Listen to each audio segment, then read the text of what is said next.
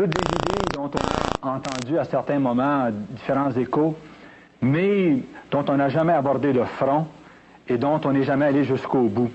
Ici avec nous, un homme étudié et qui croit pouvoir nous apporter des éclaircissements, des lumières sur cette question-là. Le Père Jean-Paul Régimbald de Granby. Bienvenue parmi nous, Père Jean-Paul. Bonsoir, ça fait plaisir. Père Jean-Paul, qu'est-ce qui vous a poussé, vous, à vous intéresser à cette question des Illuminati? Bien, disons, pour être honnête, ça remonte à très loin. J'étais étudiant au collège de Sudbury lorsqu'est paru le livre de René Bergeron qui s'appelle « Le corps mystique de l'Antichrist ». Vers les années 42, 43, 44, évidemment, c'était principalement le nazisme qui était le sujet principal de la préoccupation mondiale et aussi le communisme. Et l'étude de René Bergeron m'avait fait comprendre qu'il y avait telle chose qu'un corps mystique, non pas du Christ, mais de l'Antichrist. Et alors, j'avais commencé à prendre connaissance de la question à partir des éléments fournis dans ce tout premier ouvrage. Deuxièmement, c'est que venant du Nord-Ontario, de la région de North Bay, Sudbury, nous avons été particulièrement impliqués dans la situation conflictuelle avec les orangistes, la franc-maçonnerie, mais sous cet angle de l'orangerie. Mon père, mon père et mes oncles ont dû lutter énormément pour la cause française et catholique, toujours confrontés qu'ils étaient par les menées secrètes et puissantes de la franc-maçonnerie orangiste. Un peu plus tard, j'ai de personnes qui étaient dans les loges maçonniques à des niveaux assez élevés, 15e, 18e, 20e degré. Et vous savez, lorsqu'on accueille ces personnes à la fois, ils doivent non seulement répudier leur affiliation, mais ils doivent aussi décrire quels sont les rites d'initiation à chacune des étapes où ils ont été initiés. Et en plus, ils doivent dévoiler le nom des personnes qui, soient membres du clergé ou membres de l'Église catholique, qui font partie de leur loge. Pourquoi doivent-ils faire ces révélations-là? Bien, c'est parce que c'est pour deux raisons. D'abord, parce que c'est une question d'intégrité de la confession, et parce qu'il y a une excommunication ipso facto pour les personnes en cause, et que forcément cela permet à l'Église de pouvoir se prémunir elle-même contre une infiltration éventuelle de la franc-maçonnerie dans ses propres rangs. La raison la plus immédiate pour laquelle j'ai dû m'occuper de cette étude, c'est d'abord la question de la musique rock. J'ai pu constater en faisant l'étude de la musique rock que le tout était financé par Wicca, qui est le Witches International Crafts and Conjuration Arts. Et à ma grande surprise, Wicca était simplement une filiale, une sous-division de ce que j'ai appris plus tard à être les Illuminati. Et ensuite, devant la situation très aiguë de l'économie mondiale, je me suis mis à étudier le pourquoi et le comment de la crise dans laquelle on vivait, parce qu'après tout, nous ne pouvons pas rester insensibles à la situation des familles qui, du jour au lendemain, perdent tout ce qu'ils ont, qui se retrouvent sans maison, sans travail, sans logis, sans ressources. Et alors, on arrive toujours à la même conclusion que les mêmes organismes sont agissant de façon convergente pour provoquer ces situations de façon complètement artificielle. Je suis un enfant de la crise, je suis né en 1931. Et on nous disait à l'époque, quand j'avais 7-8 ans, que jamais plus le monde connaîtrait de crise semblable parce qu'on avait pris les moyens efficaces pour ne jamais retomber dans ces filets. Alors, lorsque nous avons connu d'abord la crise de pétrole en 1973, la récession économique qui s'en est suivie, bien, il y avait quelque chose qui tournait pas rond. Et c'est devenu vite évident que la crise était purement artificielle, puisque dans l'espace de 18 mois, on se trouvait à flotter dans un surplus d'huile qui a provoqué, comme on sait, la baisse des prix. Pas longtemps après, vers 75, le Seigneur a commencé à m'avertir qu'il se préparait pour le monde une situation économique d'une gravité sans précédent. Et c'est quand j'ai eu les deux pieds dedans, en 1980-81, que j'ai dû aller au fond de ma recherche et découvrir finalement que cette crise économique de 81-82 était aussi artificielle que la crise de 1973 sur le plan du pétrole, et que sous-jacent à cette crise, c'était toujours les mêmes puissances occultes qui amenaient les gouvernements du monde à finalement céder leur autonomie et leur souveraineté entre les mains de ces gouvernements occultes, dont le plus connu en Amérique du Nord est le CFR, c'est-à-dire le Council on Foreign Relationships. Alors c'est ainsi que de fil en aiguille, bien, ma documentation a dû s'élargir pour aller au fond du problème. Et tout est résumé dans une chose aussi simple que le dollar américain. Si bizarre que cela puisse sembler. Alors ce dollar américain, évidemment, j'aimerais qu'on prenne un close-up de ce premier segment du médaillon que l'on nous fait croire être véritablement le sceau des États-Unis. Alors que le sceau des États-Unis apparaît ici dans le second segment, et si on pouvait grandir à l'écran cette image, on se rendrait compte que le sceau américain comprend bien sûr l'aigle et les 13 flèches qui représentent les 13 États confédérés, mais sans les 13 étoiles qui sont au-dessus de la tête de l'aigle. En faisant des recherches là-dessus, je me suis rendu compte, et la recherche a été faite notamment dans le domaine particulier de cette fondation des Illuminati, par un Canadien, William Guy Carr, qui était relié au service d'intelligence de l'armée canadienne, et qui a clairement mis en évidence dans ce livre, Pawns in the Game, la véritable histoire de ce sceau pseudo-américain sur le dollar américain. En réalité, c'est le sceau des Illuminati. Les Illuminati ne sont pas autre chose qu'une secte qui, à l'intérieur de la franc-maçonnerie, exerce au plus haut niveau le culte de la lumière qui leur vient non pas de Dieu, Père, Fils et Esprit Saint, mais qui leur vient de Lucifer, le porteur de lumière. Et quand on voit sur le dollar américain « In God we trust », le God dont il est question n'est pas le Dieu Trinité, ni le Dieu Yahweh, mais est nul autre que Lucifer, le Dieu qui est adoré et vénéré par les Illuminati, auquel les Illuminati se consacrent pour assurer le règne universel de Satan par l'avènement d'un seul gouvernement mondial, par une seule économie mondiale, une seule armée mondiale, et ensuite, finalement, une seule religion mondiale. Voilà l'ampleur de ce que l'illuminatisme représente. Et ça, c'est la définition que vous donnez à l'Illuminati? La définition est encore plus précise que ceci, et vous trouverez la définition aussi bien dans Pawns in the Game que vous la trouverez dans cet autre ouvrage qui s'appelle Red Fog Over America. Alors, là, ici, il y a des mots techniques, tu me préciseras si tu veux pour clarifier, mais il s'agit ici d'une secte gnostique.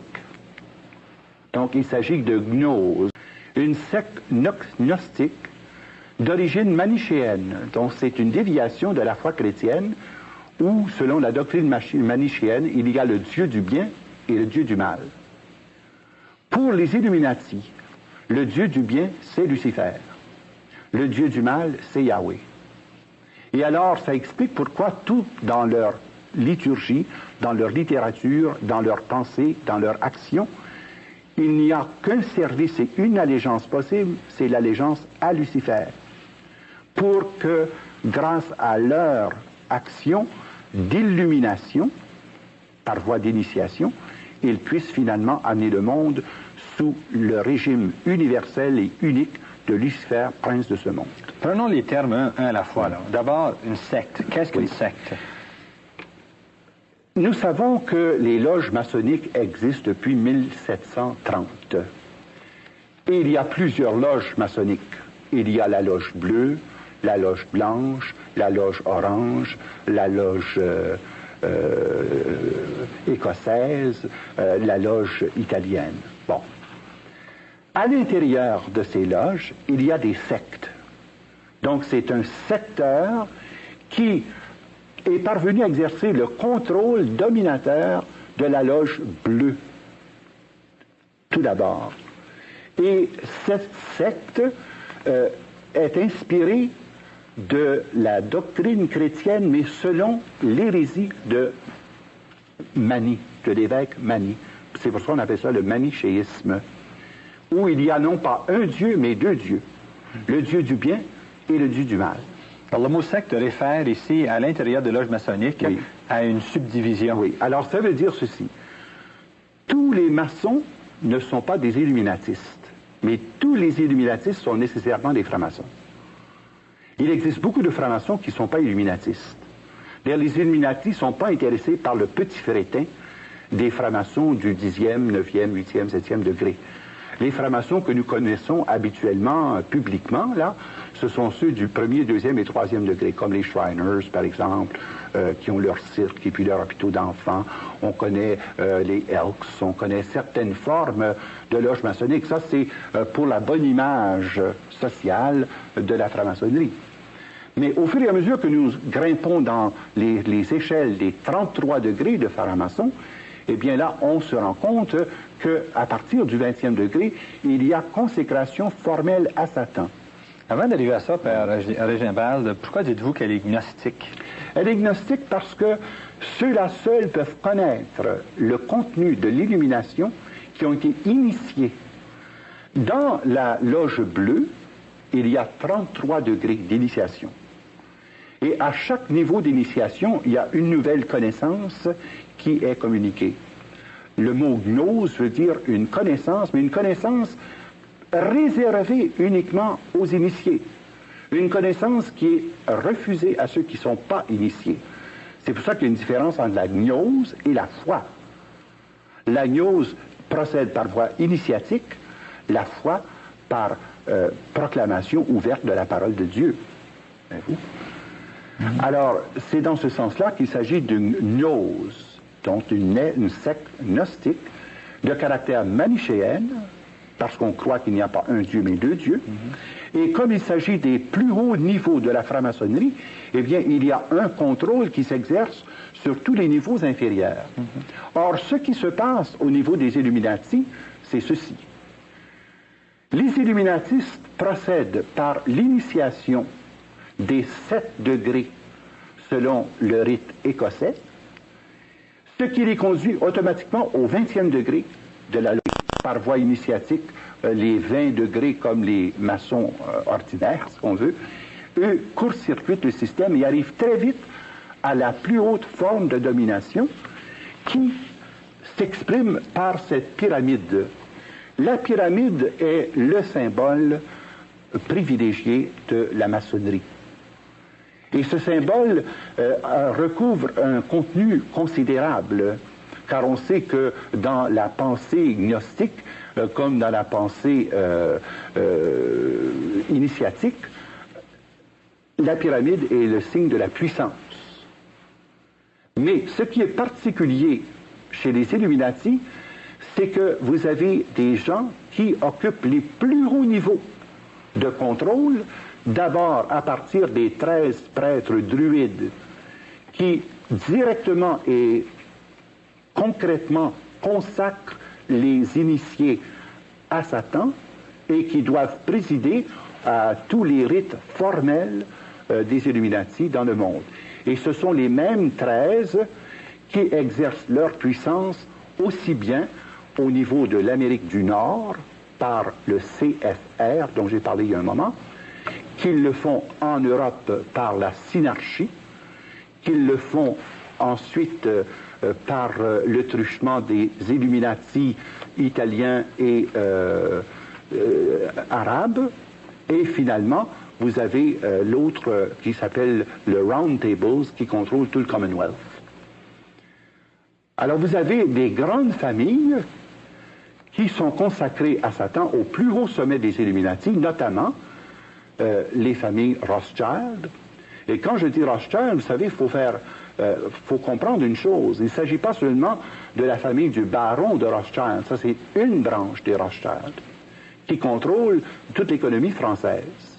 Mais vous avez une autre branche Rothschild, celle de Lord Rothschild, qui contrôle la Banque d'Angleterre. Ils étaient 5 frères, n'est-ce pas? Oui, alors, et leur véritable nom était Amschel. Et ils ont reçu le nom et le titre de Rothschild par le fait qu'ils étaient des prêteurs. Et que le mot Roth veut dire rouge et Shield, écu.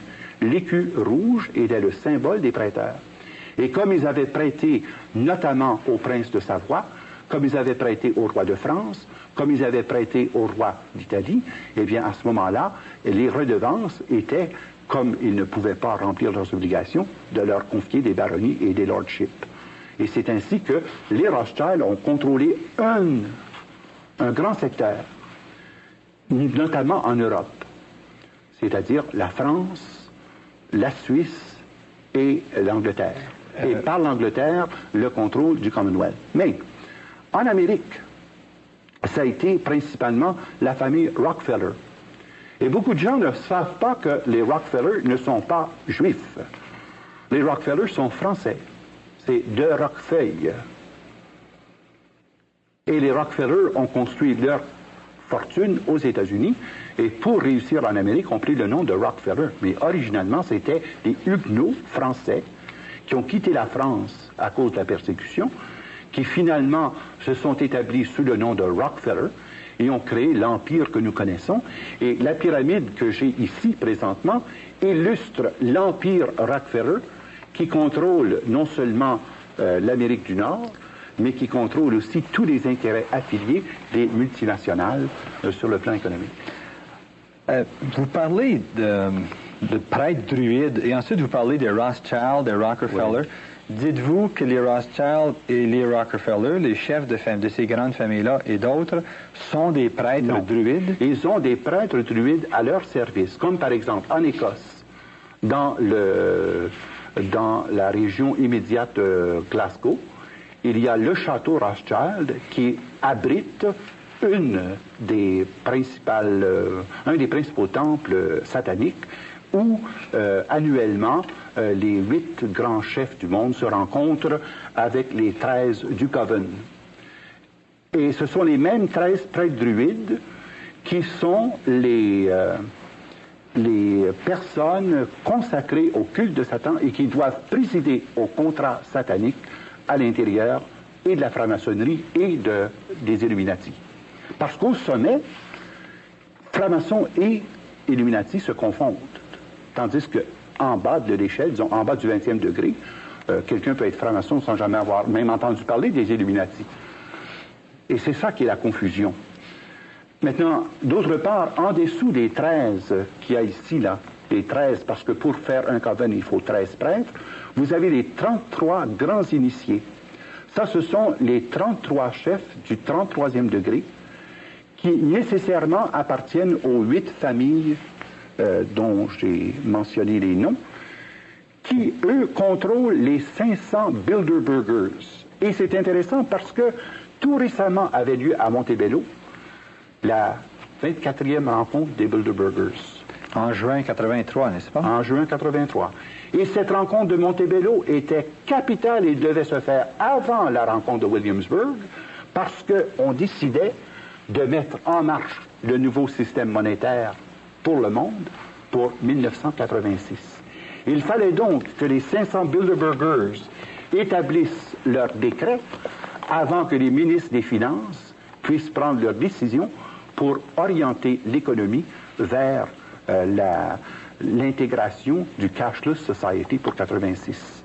Et ça se passait à 2 pas d'ici, à Montebello. Vous savez pourquoi Montebello? Pourquoi? C'est parce que Montebello est le lieu où a été enterré Louis-Joseph Papineau. Louis-Joseph Papineau était un franc-maçon, illuminatiste, et c'est sur la tombe de Louis-Joseph Papineau que se font des initiations, soit à tous les ans, soit à tous les 2 ans. Et vous avez remarqué que depuis quelque temps, les sommets économiques ont lieu à Montebello. Il y en a eu un sommet économique il y a 2 ans, Et il y a eu cette année encore la rencontre des Bilderbergers, parce qu'après, il y a l'initiation des grandes initiatives, des grands Illuminati, qui remplacent ceux qui sont décédés ou qui ont été limogés dans le cours de leur exercice. Père Jean-Paul, est-ce que les personnes impliquées dans l'organisation de cette rencontre à Montebello et soit des Illuminati qui vient d'avoir lieu, ou bien l'entente des présidents des États-Unis, président de France, le premier ministre d'Angleterre, premier ministre du Canada, toutes ces personnes-là, est-ce que ces gens sont au courant? Est-ce qu'ils le savent? Est-ce que c'est conscient, ces rencontres face à cette mainmise mondiale, aux Illuminati? C'est bien clair que c'est connu, su et volontaire. Parce que pour pouvoir avoir accès au haut niveau des Illuminati, il faut d'abord que tu aies accès aux Bilderbergers. Il y a 1600 Bilderbergers dans le monde. Qui sont les Bilderbergers? D'abord, le nom de Bilderberger vient du fait que la première rencontre en 1954 s'est faite à l'hôtel Bilderberg en Hollande. Et que le président permanent des Bilderberger est le prince Bernard. Bon, le prince Bernard, qui contrôle une partie importante de l'économie européenne, et ensuite la reine Juliana, dont les intérêts dans le Dutch Shell Oil Industries et sa propriété personnelle, finalement regroupe sous l'égide du prince Bernard des personnes aussi reconnues, n'est-ce pas, que les Onassis, les Kennedy, pour les Canadiens, c'est Cyrus Eaton. Vous avez d'autre part John Foster Dulles, les Rothschild, le président Giscard d'Estaing, qui était d'ailleurs membre éminent de la loge française. Et vous avez Margaret Thatcher, évidemment, qui est à la tête des Round Tables. Vous avez également Henry Kissinger, Robert McNamara, les Warburg, qui contrôlent toute la partie de l'économie concernant l'Autriche, la Hongrie et la Tchécoslovaquie, ainsi que l'économie de l'Allemagne. Alors, c'est tout cela qui est interrelié et qui prennent des décisions occultes. Remarquez bien que ces décisions-là ne sont jamais rendues publiques. Mais la seule chose qu'on apprend après un certain temps, c'est qu'il y a une décision prise par le ministère des Finances, par le ministère du Commerce, par le ministère de l'Industrie, par le ministère de la Défense, par le secrétariat d'État. On se dit, mais ça n'a pas de sens. D'où ça vient, cela? La source par laquelle les Illuminati s'insèrent dans les gouvernements nationaux, c'est quand un pays, dans une situation économique, emprunte des sommes colossales, dont ils ne peuvent pas payer les intérêts, encore moins le capital, et qu'alors, au lieu de mettre un pays en déficit, eh bien, on le met en situation de négocier tel ou tel pouvoir. Et une fois que tu as négocié le pouvoir des 5 principaux ministères, tu as le contrôle du pays. Or, le Time Magazine, depuis à peu près 4 mois, ne cesse de nous montrer l'état complètement déficitaire de 37 pays. Et on oublie souvent que le nom du Canada apparaît dans cette liste. Parce que le Canada n'a pas seulement un déficit de 30 milliards. Ça, c'est le chiffre officiel qui nous est donné. Ça, c'est le déficit d'opération. Mais le déficit réel du Canada est de 496 milliards. Ce que vous dites, Père Jean-Paul, oui, c'est que les banquiers mondiaux, les financiers mondiaux prêtent de l'argent au gouvernement pour des grands projets, des méga-projets, ainsi de suite. Et ensuite, les gouvernements ne peuvent repayer ces intérêts, ne peuvent repayer ces capitaux. Oui. Ils sont donc obligés de donner autre chose aux banquiers mondiaux en échange. Et ce qu'ils leur donnent, c'est la mainmise sur certains pouvoirs. Ça, c'est sur le plan économique. Mais la même chose est vraie sur les autres plans, sur le plan politico-militaire, sur le plan religieux et sur le plan socio-culturel. Est-ce dans ce sens-là, Père Jean-Paul, que vous parlez d'une mainmise mondiale? Oui, tout à fait dans ce sens-là. Et d'ailleurs, remarquez bien que ce n'est pas une conclusion à laquelle j'arrive en huluberlu comme le résultat de ma propre construction mentale. C'est déjà depuis longtemps à l'étude, et le Canadien qui a le plus contribué à cette étude est William Guy Carr, dont les 2 volumes sont extrêmement importants. Pawns in the Game et Red Fog over America. Et l'autre ouvrage d'une importance capitale pour comprendre comment fonctionnent ces diverses alliances, c'est The Rockefeller Secret File, la filière secrète des Rockefeller, par Gary Allen. Mais nous reviendrons là-dessus à une autre émission. Père Jean-Paul, une dernière question, mais très rapidement. Comment sont organisés les Illuminati pour atteindre leur objectif de la mainmise mondiale? Dans un mot, et nous commencerons là notre prochaine émission. Dans un mot, c'est par un filet, un réseau de communication qui permet d'avoir une interinfluence dans les différents secteurs et par l'interinfluence, le contrôle absolu de toutes les décisions qui se prennent. Et voilà, chers amis, une première émission dans une série qui veut examiner toute cette question de la mainmise mondiale, d'une conspiration universelle, d'un complot mondial, la franc-maçonnerie, les capitalistes, les communistes en ligue. Si vous voulez, vous pouvez nous écrire pour avoir plus de renseignements, nous donner vos opinions. Revenez la semaine prochaine, même heure, même pas. Bienvenue à cette émission spéciale qui veut explorer toute la question de la mainmise mondiale, le rôle des Illuminati, de la franc-maçonnerie, le contrôle mondial. Et nous avons avec nous, pour explorer cette question, pour apporter des débuts de réponse, le père Jean-Paul Régimbald, qui a étudié la chose assez longuement. Père Jean-Paul, bienvenue parmi nous encore. Bonsoir. Père Jean-Paul, en faisant rapidement un tour d'horizon pour les téléspectateurs qui seraient à l'écoute pour la première fois, pourriez-vous nous situer cette question des Illuminati et de la mainmise mondiale? Bien, très brièvement, de quoi s'agit-il? Il s'agit d'un résultat actuel d'un plan d'ensemble qui a été conçu le 1er mai 1776 par Adam Weishaupt. Et Adam Weishaupt a su réunir autour de lui les grands financiers de l'Europe pour parvenir à établir toutes formes de gouvernement et de religion, pour établir un seul gouvernement mondial, une seule religion mondiale, un seul système économique mondial sous l'égide de Lucifer. J'ai déjà dit que les Illuminati représentaient une secte à l'intérieur de la franc-maçonnerie et qu'au plus haut niveau de la franc-maçonnerie, c'est cette secte qui dirige notamment les 33 grands initiés et les Bilderbergers, dont les décisions sont les directives données aux divers gouvernements afin que tout converge vers l'unique but, l'avènement du règne de Lucifer dans le monde. Par l'instauration d'abord d'un gouvernement mondial. Oui. Maintenant, c'est ainsi que sont organisés les Illuminati.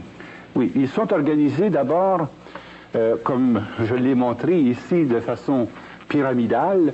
Ici, vous avez une pyramide qui représente notamment l'organisation nord-américaine et la triple pointe de la commission trilatérale. Et l'organisme secret qui dirige tout ceci porte le nom de Council on Foreign Relationship, CFR. Ceci est vrai pour l'Amérique du Nord. Mais vous avez par ailleurs ce qui contrôle le rôle des Illuminati dans l'ensemble du Commonwealth. Depuis l'Australie jusqu'aux Indes, eh bien, vous avez un second groupe qui s'appelle The Round Tables. Vous avez ensuite, après le Round Tables, un autre groupe qui s'appelle la Synarchie. Et ceci contrôle le rôle des Illuminati dans tous les pays francophones et dans l'Empire ottoman, et de tout ce qui était sous la puissance du règne de la France depuis Baudouin Ier jusqu'à Napoléon. Et ensuite de cela, vous avez un quatrième groupe qui porte le nom officiel de Illuminati, qui contrôle notamment l'action de la puissance illuminatiste, notamment en Italie et dans les pays comme la Bavière, la Tchécoslovaquie, la Yougoslavie et aussi l'Allemagne et l'Autriche. Pouvez-vous nous expliquer, Père Jean-Paul, les ramifications des institutions illuminatistes pour exercer leur influence dans tous les domaines économiques, politiques, sociaux et religieux? Alors, quand nous regardons de plus près la pyramide en question ici, ceci peut être repris aux 4 niveaux que je viens de mentionner. Ceci ne représente que l'organigramme interne de ce qui est sous la puissance du CFR. Alors, sur le plan économique, par exemple, vous avez le contrôle des principales et plus grandes banques, Bank of America, First National City Bank, Chase Manhattan Bank, Chemical Bank et Citicorp. Or, ceci est la propriété personnelle des Rockefeller. Et c'est David Rockefeller qui est responsable de tout ce secteur économique. Par le truchement des banques, vous avez les ramifications internationales, comme par exemple, vous avez les Edward Mandell House, Senator Nelson Aldrich, les banquiers John Rockefeller III, James Burke, Herbert Lehman, Paul Warburg, Eugene Meyer, J.P. Morgan. Eux, ce sont les grands banquiers internationaux à la solde des Rockefeller.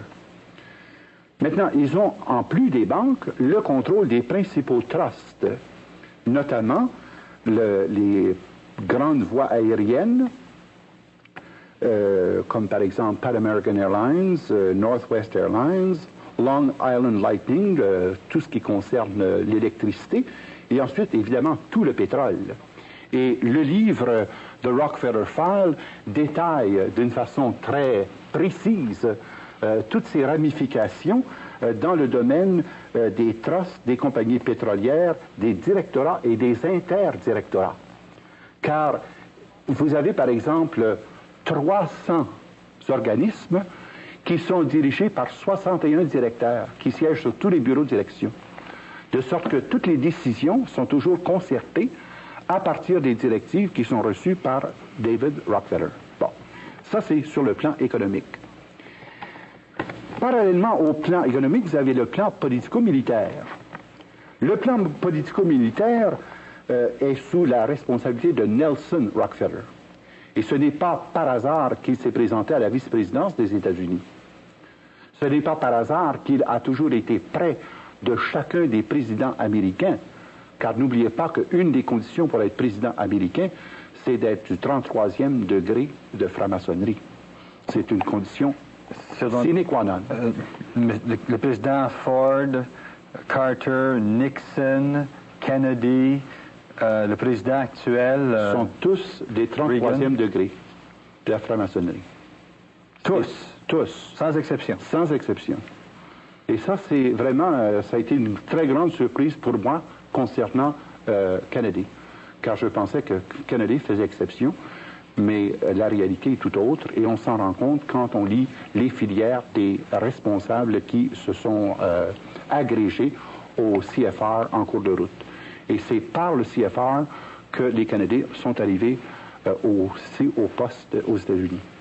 Vous avez en plus les organismes militaires comme le Pentagone, la Commission trilatérale, le CIA, l'OTAN, la NASA, l'ONU, l'UNESCO. Ce sont tous des organismes affiliés et dirigés par les Rockefeller. C'est tellement vrai que l'emplacement où se trouve l'ONU a été donné précisément par la famille Rockefeller pour que les Rockefeller ne soient pas plus loin que 10 minutes du gouvernement mondial. Et ils ont en plus fourni plus de 40 millions de dollars pour l'édifice actuel. Et comme eux-mêmes ne sont pas présents à tous les organismes, ils offrent des montants appréciables par le truchement de leur fondation aux divers organismes internationaux, comme par exemple l'UNESCO, la FAO et tous ces organismes-là. Et vous avez ensuite les filiales concernant notamment les compagnies qui fournissent aux institutions militaires les éléments, comme par exemple la construction des autos, les ressources pétrolières, etc., pour permettre aux complexes économico-militaires de se développer dans la ligne politique voulue par les Illuminati. Vous avez d'autre part les partis politiques. Vous avez les deux grands partis, les démocrates et les républicains, sont chapeautés par des personnes qui ont été sélectionnées à même le CFR pour être sûr qu'il y ait toujours dans les deux partis des représentants des Illuminati quelle que soit la personne qui occupe le pouvoir. Et c'est eux qui les amènent. Même dans les milieux américains, c'est reconnu. On les appelle pas républicains et démocrates, on les appelle les rockapubs et rockadems, tellement c'est connu qu'ils ont le contrôle des deux partis par le financement et par les campagnes électorales qui les conduisent en haut. Et voilà deux domaines. On vient de voir le domaine économique, on vient de voir le domaine politico-militaire. Sur le plan socioculturel maintenant. Sur le plan socioculturel, ils ont le contrôle, disons, presque absolu, pour ne pas dire absolu, des mass médias. Comme par exemple les grandes chaînes ABC, NBC, CBS et PBS sont sous le contrôle direct des Illuminati. Grâce à ce contrôle, ils ont aussi les grands studios de production musicale, et c'est la relation que je faisais en parlant du rock'n'roll par l'entremise de l'agence Wicca. Expliquez-nous ça, les gens ne sont pas au courant de ça, Père Jean-Paul. Bien, c'est parce que, voyez-vous, ayant le contrôle des principaux studios de production sur le plan des médias de communication, comme par exemple Reuters Information, API, American Press International, vous avez UPI, United Press International, tous ces organismes sont la propriété des Rockefeller et véhiculent la pensée mondialiste et universaliste des Rockefeller, de sorte que les nouvelles qu'on reçoit sont déjà biaisées en faveur de ce plan d'ensemble. Maintenant, ces gens-là sont ni fous ni imbéciles. Alors, ils savent travailler à long terme pour préparer le terrain et amener les gens petit à petit à pouvoir recevoir de façon, eux autres ils disent, by conquest or consent, recevoir par voie de conquête ou par voie de consentement les enseignements des illuminatistes. Et ensuite, dans le domaine des fondations, ça c'est encore une façon dont ils se servent pour contrôler des secteurs importants, de la recherche médicale par exemple, de la recherche des arts, le théâtre, les fondations, notamment les 4 fondations Rockefeller, les 5 fondations Carnegie, le Ford Foundation, Casey Foundation, Guggenheim Foundation, sont toutes sous le contrôle des Illuminati et qui sont régis par John D. Rockefeller III, le petit-fils de John Rockefeller. Mais vous dites que ces fondations-là ont comme but la domination des États-Unis. Oui. Dans quel sens? Pas seulement des États-Unis, de tous ceux qui relèvent de l'influence des arts américains. Donc le cinéma, le théâtre, la littérature, et ils ont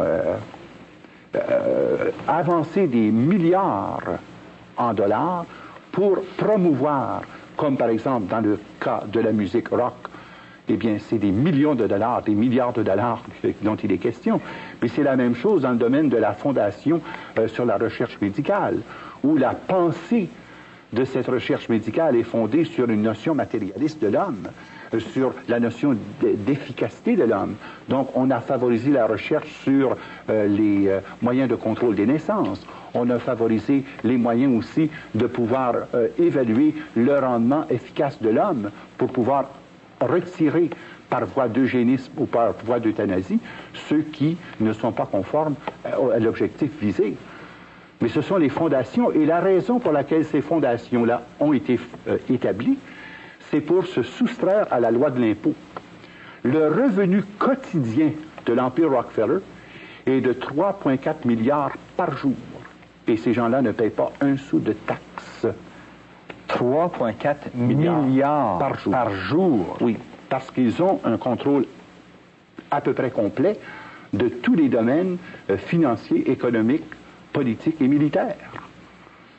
Ils ont finalement des fonds illimités pour arriver à leur fin. Bien, c'est ça. Alors, pour pouvoir éviter la taxation, ils ont le nombre de fondations voulues et ils peuvent, par la voie des fondations, nommer des directeurs dans différents établissements pour contrôler notamment l'éducation. Et vous avez ici, sur le plan éducation, la Commission générale de l'éducation qui existe aux États-Unis, qui n'est pas sous le contrôle de l'État. The National Education Association ne relève pas du ministère de l'Éducation du gouvernement américain. Il s'agit ici d'un organisme complètement coupé, qui est sous la régie des Illuminati, ce que vous explique pourquoi, dans l'enseignement de l'histoire, dans les manuels, dans les films éducatifs, eh bien, ils laissent passer, goutte à goutte, leur enseignement, et petit à petit, font le brainwashing nécessaire pour préparer, conditionner les gens à être, non pas citoyens américains, mais citoyens du monde. Car l'affiliation de ces gens-là n'est pas une affiliation nationale, c'est une affiliation supranationale en vue d'un gouvernement mondial où, finalement, l'autonomie et la souveraineté nationale est même remise d'avance à ce futur gouvernement mondial sous l'égide de Lucifer. Vous semblez dire aussi qu'ils font la promotion d'une religion de l'homme en opposition à une religion de Dieu. Oui, bien, naturellement, dans la pensée luciférienne, l'homme est son propre Dieu.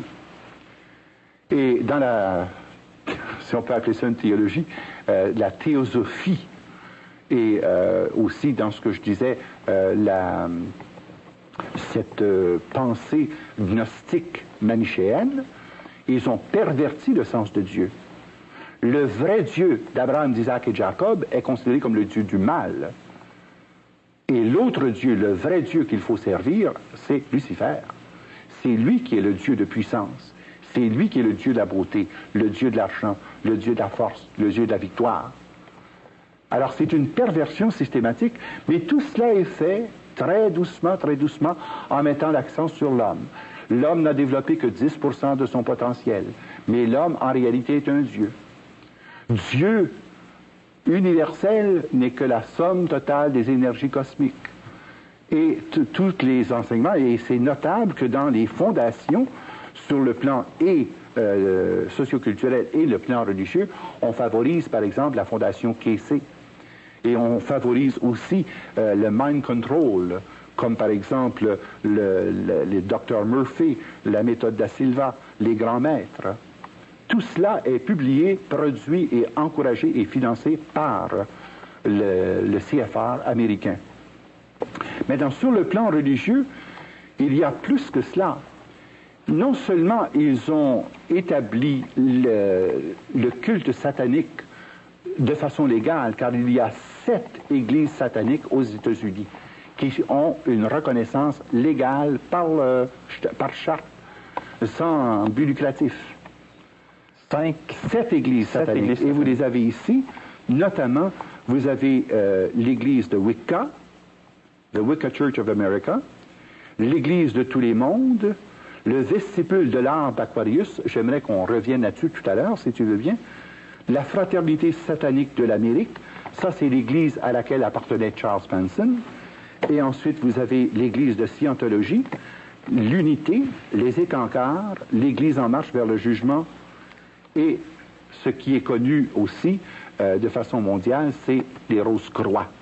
Les Rose-Croix constituent la branche religieuse de la franc-maçonnerie, et à l'intérieur des Illuminati, les Rose-Croix constituent l'église des 13 prêtres druides. Et c'est par voie de sorcellerie que sont dirigées ces religions sataniques qui ont pignon sur rue en Amérique. En plus de cela, il y a l'infiltration des séminaires chrétiens. Et ce qui est le plus remarquable, j'aimerais attirer votre attention sur le Union Theological Seminary of New York. Parce que beaucoup de docteurs en théologie actuels reçoivent leur doctorat de cette institution, qui a été fondée précisément pour promouvoir le libéralisme théologique et pour promouvoir ces thèses qui viennent détruire la notion de Dieu Trinité et qui conduisent à Unity Church, Universal Church, de sorte qu'on en arrive par le plus bas dénominateur commun à avoir une seule Église mondiale, mais dont le God n'est pas Dieu Père, Fils et Esprit Saint, mais dont le God n'est autre que Lucifer. Pourquoi vouliez-vous nous parler davantage du vestibule de l'art d'Aquarius? Bien, parce que c'est par le truchement des vestibules d'art d'Aquarius que nous avons été, en quelque sorte, exposés à un phénomène très important qui a pris, disons, la vedette publique lors de la publication d'une pleine page en nous disant que le Christ Maitreya était arrivé. Je ne sais pas si vous vous souvenez, et dans tous les journaux du monde, il est paru un article pleine page du Maitreya, et le voici. Ici, j'ai l'édition de Montréal, samedi le 24 avril, la presse. Le Christ est ici maintenant. Ça m'a beaucoup intrigué lorsque ça parut, parce que la seule référence qu'on avait, c'était les Tara Center. Et voici qu'une avocate américaine, cette avocate américaine du nom de Constance Combe, a fait la recherche de ces organismes. Et sa recherche l'a conduit aux mêmes conclusions que j'avais trouvées concernant les domaines des infiltrations. Pour One World Order, One World Church, et leur symbole est l'arc-en-ciel. Et ça porte the Rainbow Movement. Le nom porte The Rainbow Movement. C'est pourquoi le titre du livre, c'est The Hidden Dangers of the Rainbow. Mais il s'agit ici du nouvel ordre social, le nouvel ordre de l'an 2000 pour la société de demain, le même nouvel ordre qui apparaît dans le sigle illuminatiste Novus Ordo Seclorum, que je vous montrais sur l'endos du dollar américain. Alors, c'est le vestibule of the Aquarian Age, là, qui sert de véhicule pour toute cette pensée. Et c'est par là que l'on connaît, par exemple, la fraternité blanche. Cette fraternité blanche qui prolifère, qui a plus de 10 000 centres à travers le monde. C'est par le truchement de ce groupe du vestibule que nous arrive, par exemple, ce qu'on appelle the Aquarian Bible of Jesus Christ, qui est au fond la Bible satanique. Et vous avez The Age of Aquarius, tout ce qui a été proclamé que nous sommes dans l'ère du Verseau. C'est la manifestation de cet organisme qui agit de façon fort secrète, mais universelle, et qui parvient ainsi à déjà conditionner les milieux chrétiens, musulmans et juifs à rejeter toute notion de Dieu pour le remplacer par Lucifer. Père Jean-Paul, à voir les 4 domaines, le domaine économique, le domaine religieux, le domaine politique, socio-culturel, politico-militaire, les 4 domaines qui sont si fortement infiltrés et contrôlés, oui, avec les différents points que vous avez soulevés, c'est à croire que ce groupe des Illuminati est à la fois très puissant et très dangereux. Et très secret. Et très secret. Oui. Est-ce dire qu'ils ne peuvent être vaincus? Absolument pas. Car dans la position qui est la nôtre, notre espérance est le Christ, Jésus. Et Jésus, lorsqu'il a vaincu le monde, la mort et le péché, a déclaré qu'il établissait son Église et que les portes de l'enfer ne prévaudront jamais contre elle. Et quelle que soit la puissance de ces organismes, quel que soit le raffinement de leur organisation, le prince des ténèbres devra nécessairement céder le pas au roi de lumière qui est Jésus-Christ, sauveur du monde. Bien sûr que Satan gagne plusieurs manches. Bien sûr qu'en apparence, il aura même pratiquement le contrôle universel pour un temps. Même l'Apocalypse nous dit que pendant 3 ans et demi, le prince de ténèbres aura le contrôle mondial. Mais n'oublions pas que tant dans l'Évangile que dans les épîtres de Paul que dans l'Apocalypse, la victoire ultime, c'est le Seigneur Jésus, roi des rois, qui doit venir précisément restaurer et revigorer son Église dans la beauté primitive, sans tache ni ride ni rien de pareil. Son épouse est l'Église. Il la revendique, il la sauve, et même il la retirera de la tribulation pour qu'elle puisse ensuite venir, à l'heure de la parousie, exercer son rayonnement mondial. Je ne peux pas, d'aucune façon, céder au désespoir ou à la désespérance, parce que mon espérance est dans le Christ Jésus. Un jour, Elder Camara rencontrait le pape Paul VI. Et le pape Paul VI dit à Don Elder Camara, « Vous n'auriez pas pour moi une prophétie. » Don Elder Camara se recueille, il se tourne en regardant Paul VI dans les yeux, et il dit, « Prêchez l'espérance, prêchez l'espérance, prêchez l'espérance. » Et il est remarquable que dans l'enseignement de Paul VI, il y a eu à un moment donné un changement radical dans son enseignement. Alors que dans la première phase du règne de Paul VI, il y avait 2 pas en avant, 1 pas en arrière, 2 pas en avant, 1 pas en arrière, au point qu'on a dit méchamment qu'il y avait le Paul Jones et le Paul VI. Mais après cette rencontre avec Elder Camara, tous les enseignements de Paul VI reflètent cette espérance que nul ne peut vaincre. Eh bien, telle est ma foi, telle est la foi de l'Église. Jésus est vainqueur parce que Jésus est Seigneur. Et quelles que soient les puissances des ténèbres qui s'organisent et qui pour un temps semblent avoir le contrôle mondial, tout cela s'écroulera comme rien. Il n'en restera plus que ruine, car Jésus vient apporter au monde la solution par son royaume de vie et de vérité, par son royaume de grâce et de sainteté, par son royaume de justice, d'amour et de paix, dont nous sommes les artisans. C'est pourquoi il faut bâtir en 1983 les assises de l'Église de l'an 2000. Ma voix est celle de l'espérance en fixant mon regard sur Jésus, Seigneur, vainqueur et sauveur. Je ne peux pas ne pas avoir d'espérance. Mais si je prends la peine d'élaborer tous ces aspects, c'est pour permettre aux chrétiens de pouvoir se prémunir contre cette puissance maléfique en discernant l'action du malin pour davantage exercer leur rayonnement chrétien dans tous les domaines. Et c'est la pensée de Paul VI dans son encyclique sur l'évangélisation, le rôle des laïcs dans l'évangélisation du monde.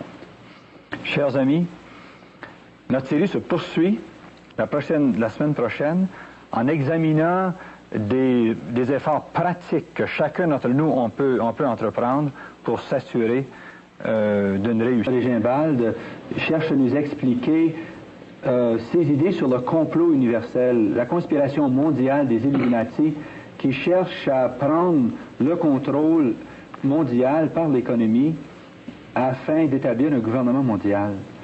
Dans une première émission, nous en avons examiné certains aspects.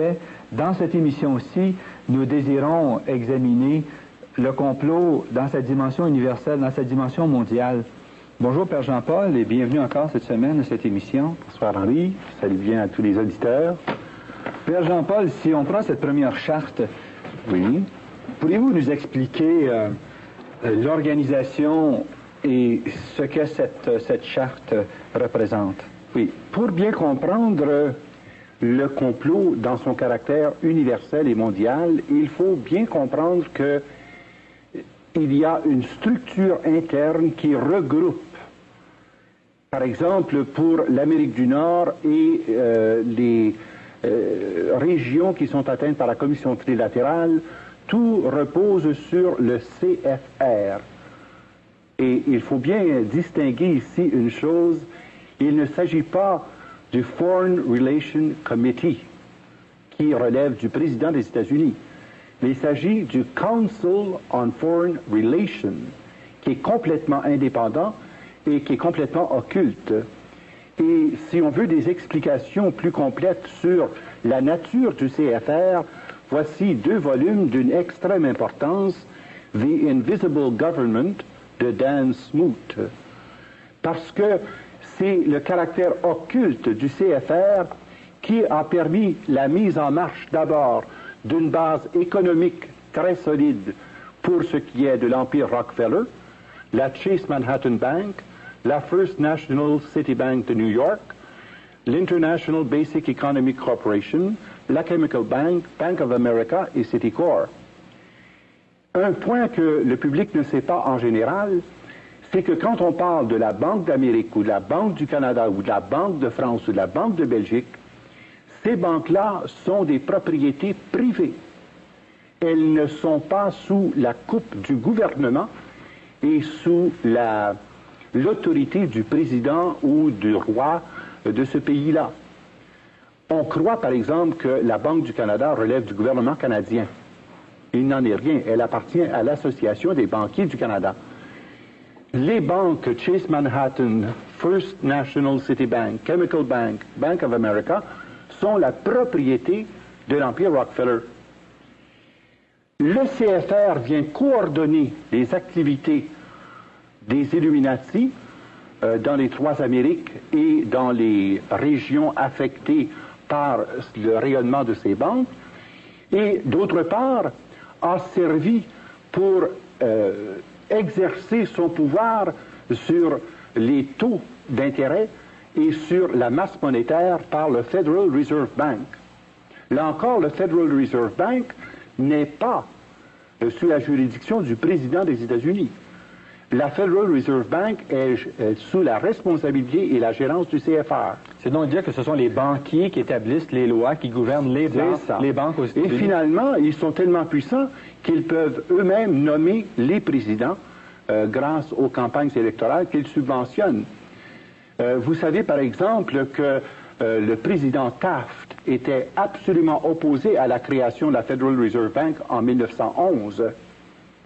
Alors, le CFR a fait débarquer Taft et l'a fait remplacer par le président, son nom m'échappe là, qui ensuite a corroboré et approuvé l'établissement et le rayonnement de la Federal Reserve Bank. Plus tard, lorsqu'il s'est agi de pouvoir établir un contrôle international, on a fondé l'International Monetary Fund. Alors tout ceci, ce sont des institutions américaines. Soudainement, oui. Ici, c'est une institution internationale. Oui, mais sous l'égide des Illuminati.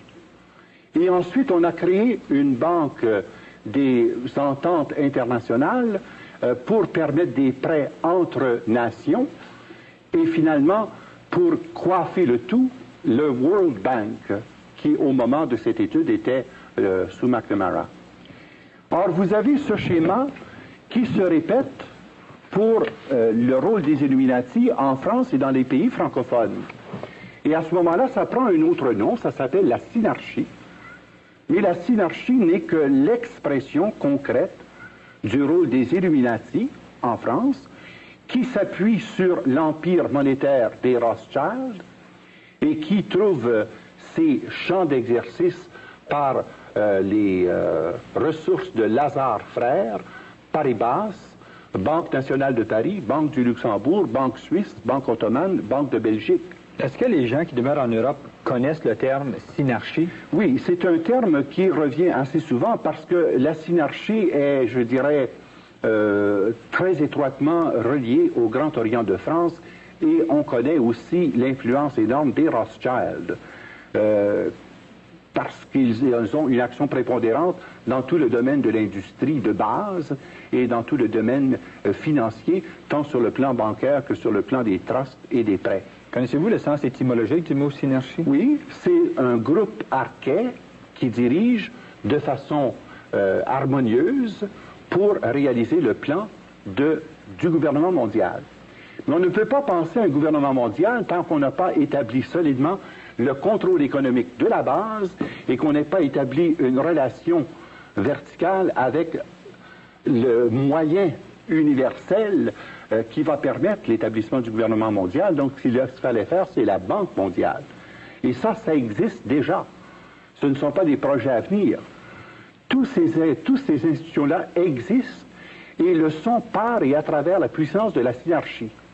Alors, la synarchie est l'équivalent pour l'ensemble de l'Europe et de la France et des pays francophones où ces organismes existent, comme par exemple le Luxembourg, les Pays-Bas, la Belgique, la Suisse, et finalement a son expression internationale par le truchement de la Banque de France, du Fonds international de la monnaie, Banque des règlements internationaux. Alors, si on passe maintenant au troisième groupe, qui concerne l'action des Illuminati dans le Commonwealth, il faut parler à ce moment-là de Round Table. Mais c'est toujours la même chose. Ça porte des noms différents. mais ça correspond aux mêmes réalités. Et l'auteur qui a analysé le plus sérieusement tout le fonctionnement du Round Table, eh bien, c'est le professeur Carroll Quigley dans The Anglo-American Establishment. C'est une étude majeure par un professeur d'université qui ne se gêne pas pour nous montrer d'abord l'ampleur et le rayonnement de cette action, tant sur le plan économique, politique, religieux et sociologique du Round Table. Et c'est ça qui porte à confusion quand on fait cette étude-là, parce que ça ne porte pas le même nom partout, mais ça couvre la même réalité. C'est encore un Rothschild qui est le maître d'œuvre par le truchement de la Banque d'Angleterre, mais c'est toujours la puissance du Rothschild d'origine anglaise, oui, qui est devenu l'équivalent du baron Rothschild en France, et alors qui a le contrôle de Lloyds Bank, Bank of Australia et Bank of Canada, puis South America. Vous dites que les Rothschild ont un certain contrôle sur la Banque du Canada? Pas seulement un certain, ils ont la propriété d'eux.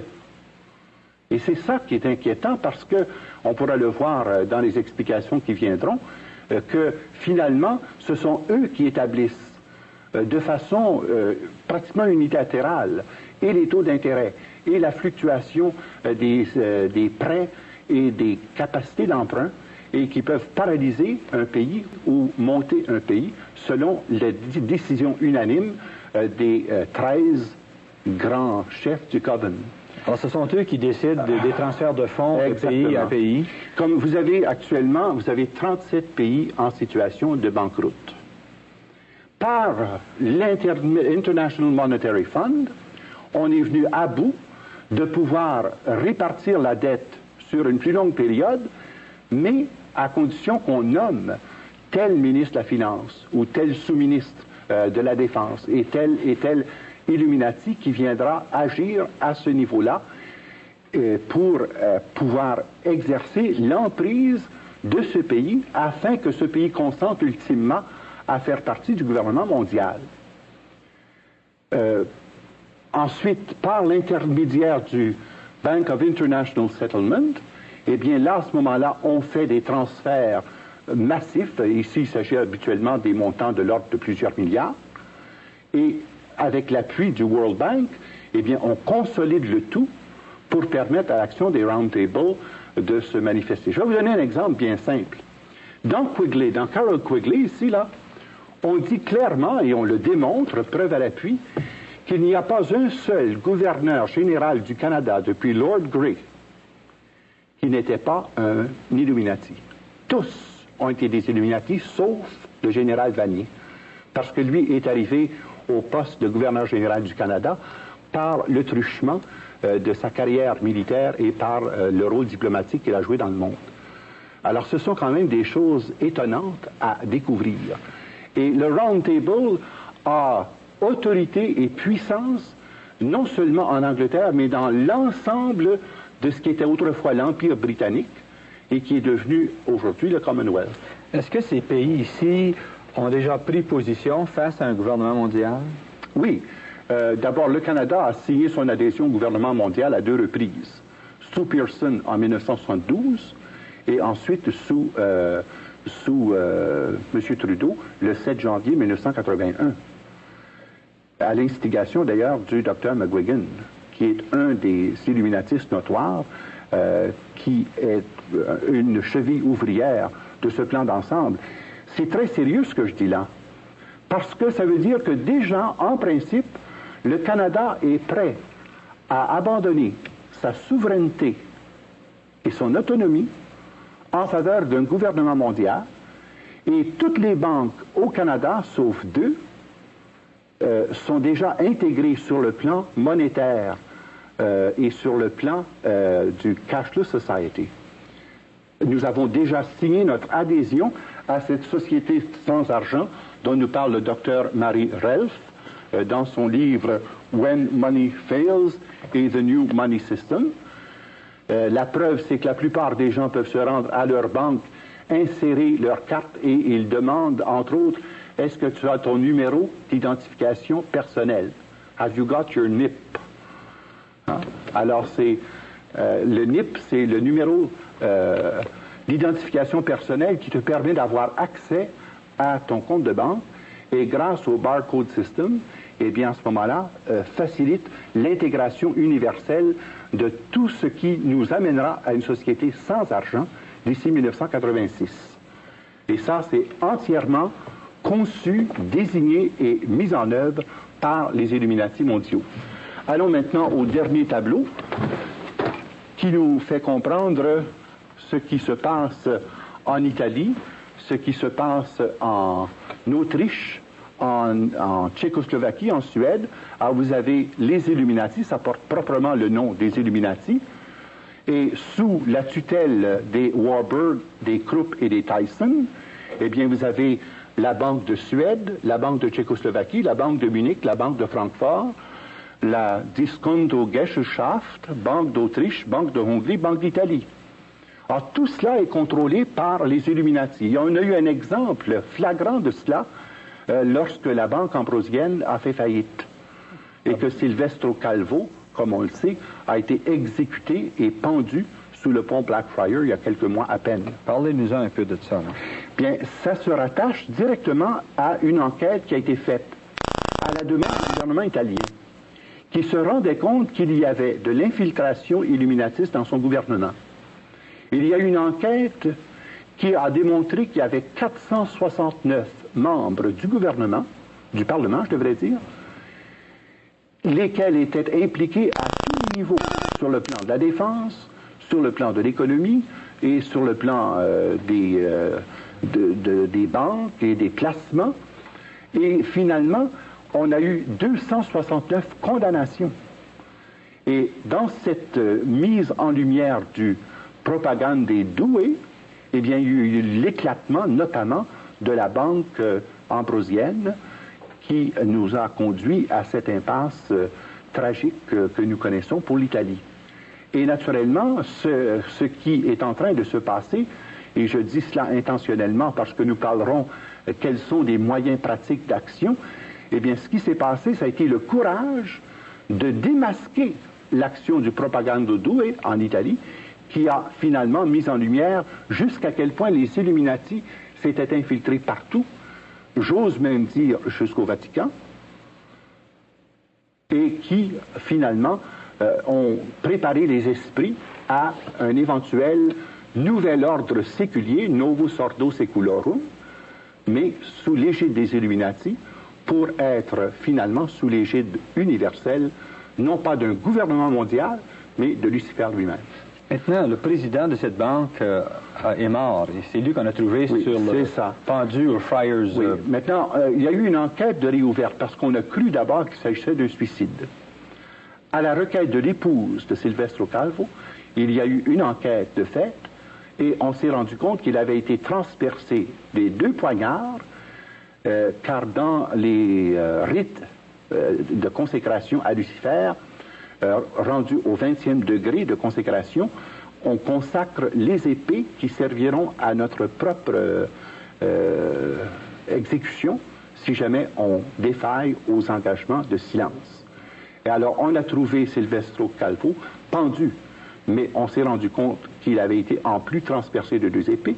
Il a été pendu sous le pont Blackfriars, car les Illuminati, dans leur culte à Satan, se revêtent d'une coule noire, et ce pont conduisait au temple des Blackfriars, qui sont reliés au culte satanique. Et voilà un exemple. Un exemple, oui. Alors, ceci nous permet de voir que la pyramide dont j'ai parlé jusqu'ici nous donne seulement qu'un aperçu, de la structure des Illuminati. Ici, c'est la structure qui est propre au milieu que l'on connaît, l'Amérique du Nord et les pays qui sont rattachés à l'action du CFR par la Commission trilatérale. Mais la même chose est vraie sur le plan de la synarchie. Et j'aimerais peut-être recommander 2 volumes qui parlent explicitement de cette structure, les 2 volumes de Pierre Virion, le premier qui s'intitule « Le mystère d'iniquité » et l'autre « Bientôt un super gouvernement mondial et une super église ».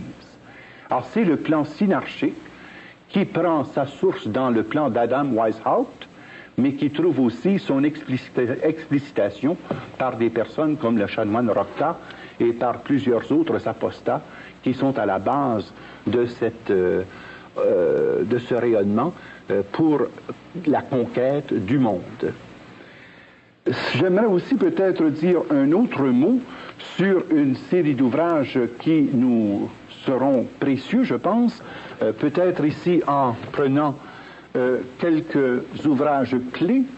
J'aimerais peut-être parler de Angels, Satan Exposed, qui nous donne un aperçu important des structures et de l'interaction de ces différents groupes concernant ce projet de mainmise mondiale.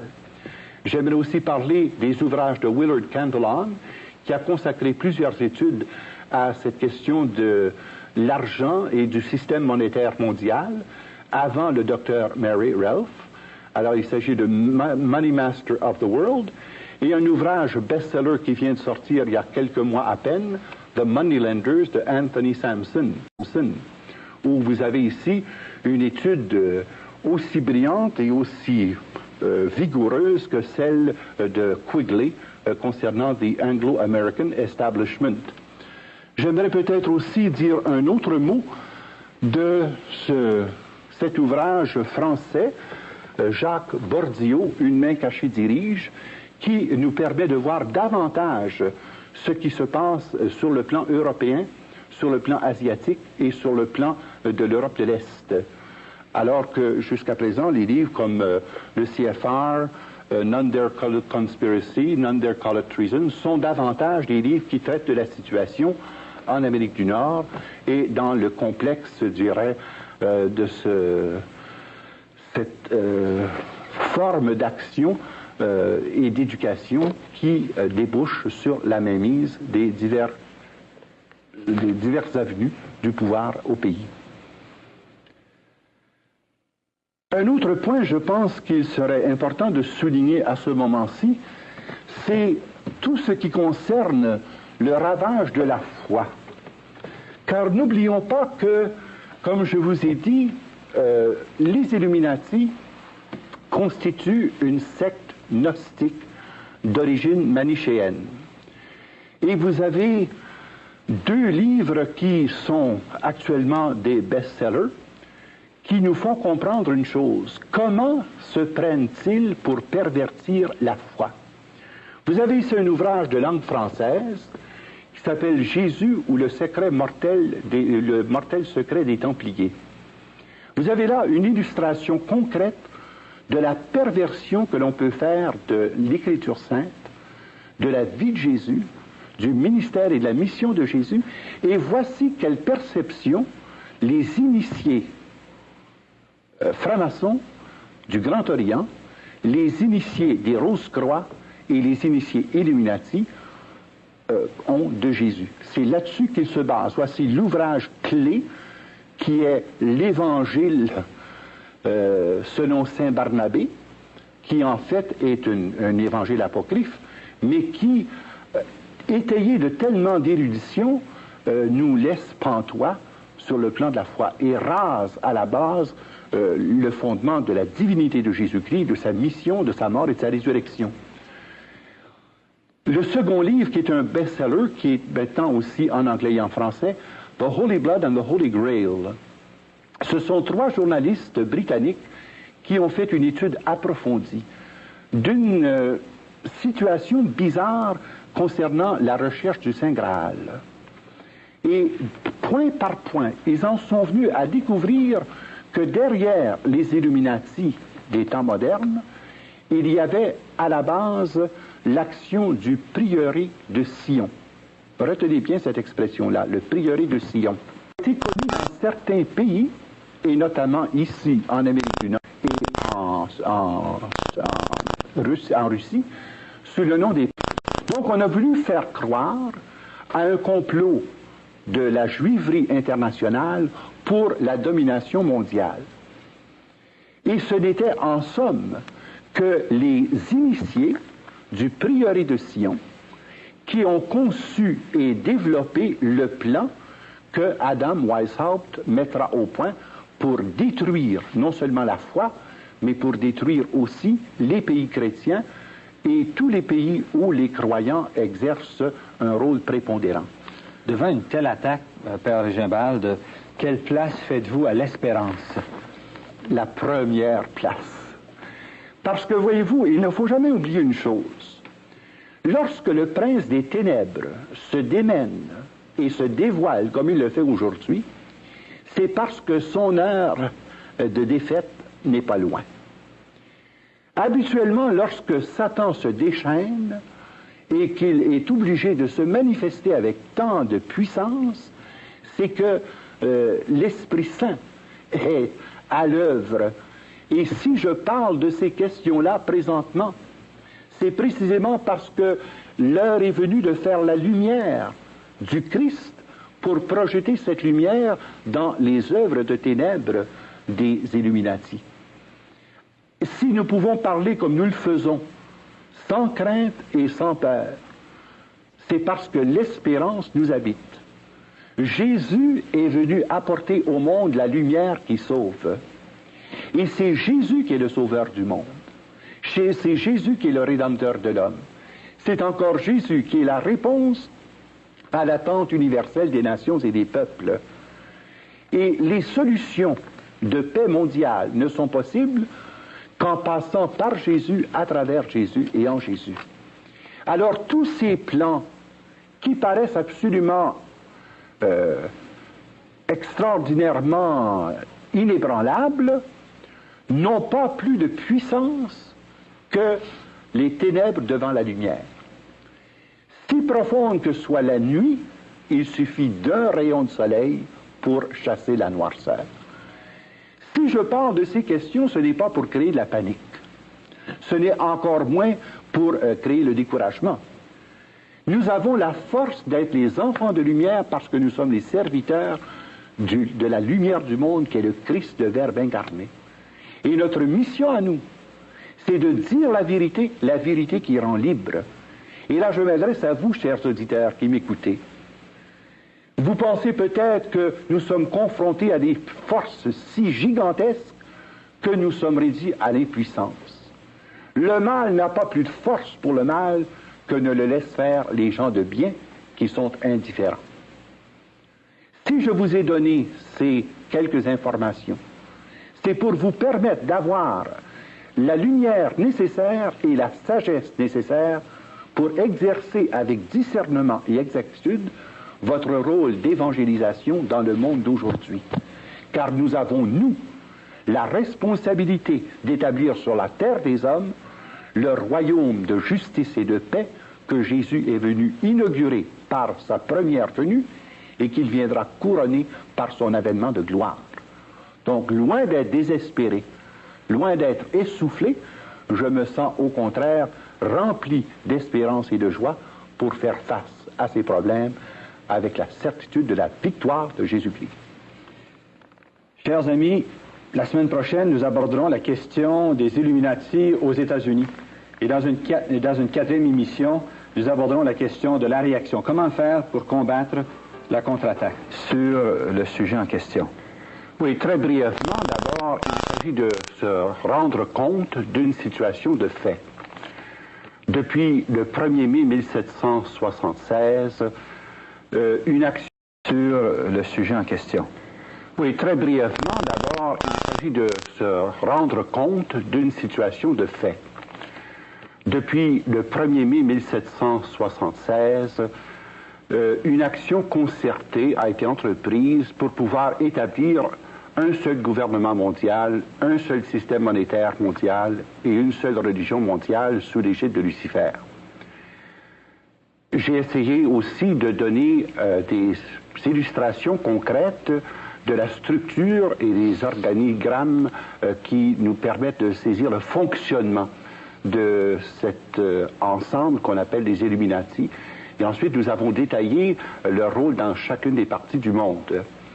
Mais tout cela n'était pas pour effrayer ou pour donner un sentiment d'impuissance à ceux qui nous écoutaient.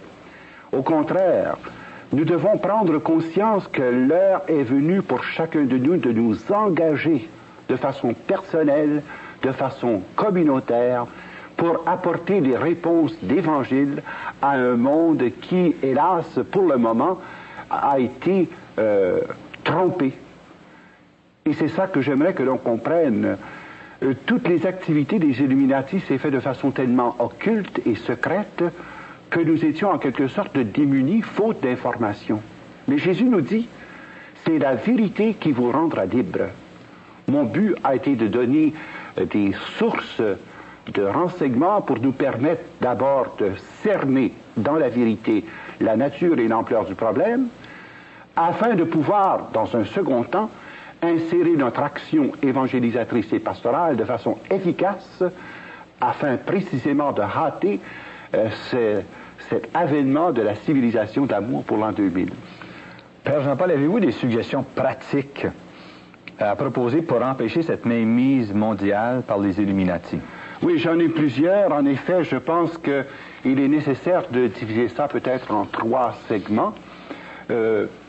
L'engagement individuel, qu'est-ce que l'on peut faire en tant que personne individuelle, qu'est-ce que l'on peut faire en petits groupes et qu'est-ce que l'on peut faire sur le plan communautaire, ecclésial, plus global. Mais j'aimerais précéder ces suggestions par l'énoncé de 5 principes prérequis. Car si nous voulons faire une action qui soit vraiment inspirée par le Seigneur et qui soit aussi dirigée sous la mouvance de l'Esprit, je pense qu'il y a des principes à respecter, sans quoi on risque d'entrer encore dans une polémique et une querelle sans fin. La première remarque que j'aimerais faire, c'est que nous mettions notre action au service de la vérité dans un esprit d'authentique charité. Le respect de la vérité, sans déformer les faits, sans amplifier les situations, mais dire ce qui est, mais le faire dans un si grand amour que ceux-là même qui sont visés ne soient pas heurtés ou choqués, mais qu'ils soient convaincus de la vérité énoncée. Deuxièmement, il faut être bien conscient de diriger notre action non contre les personnes, mais contre les idées, les idéologies ou les objectifs proposés et propagés par les groupements auxquels appartiennent ces personnes. Il faut être bien conscient d'une chose. Jésus n'a jamais condamné les personnes. Il avait une infinie tendresse pour les personnes, une infinie tendresse pour les pécheurs, bien qu'il ait dénoncé vigoureusement l'erreur et le péché. Alors c'est la même attitude qui doit être la nôtre, c'est-à-dire d'être bien conscient de ne pas attaquer les personnes en tant que personnes, mais de mettre en évidence les idées, les idéologies, les objectifs qui sont incompatibles et irréconciliables avec l'engagement chrétien. Troisièmement, toujours avoir recours à des moyens de non-violence. Le Christ est venu nous enseigner la voie de l'amour.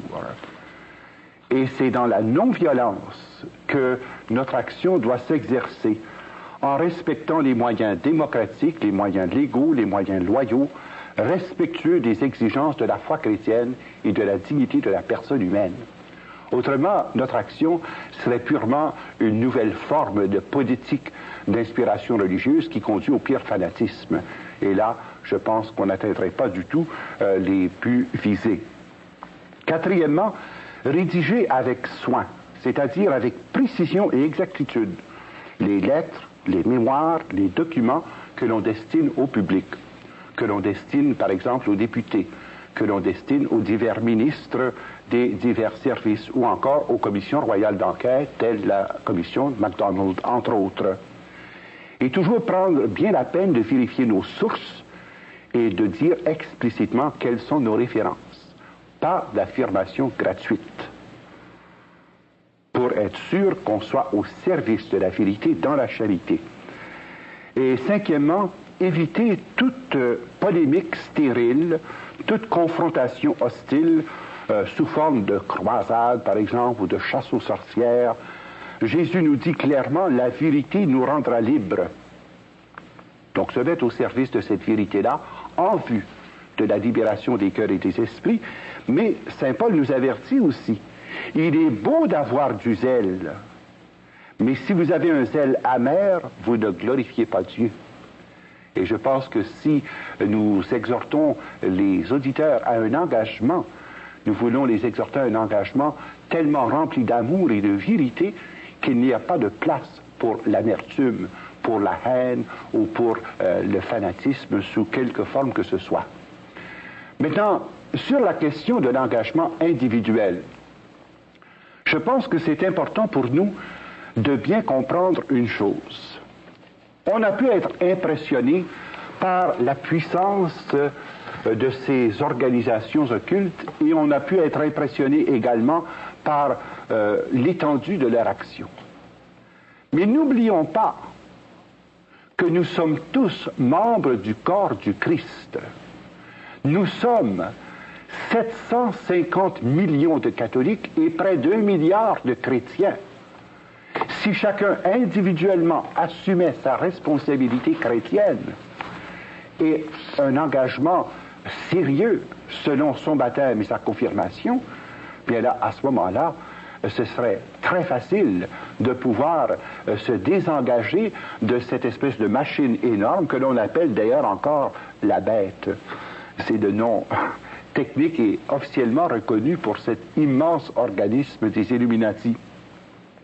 Alors je pense que sur le plan individuel, disons, il y a des choses très faciles à faire. Qui ne peut pas écrire une lettre?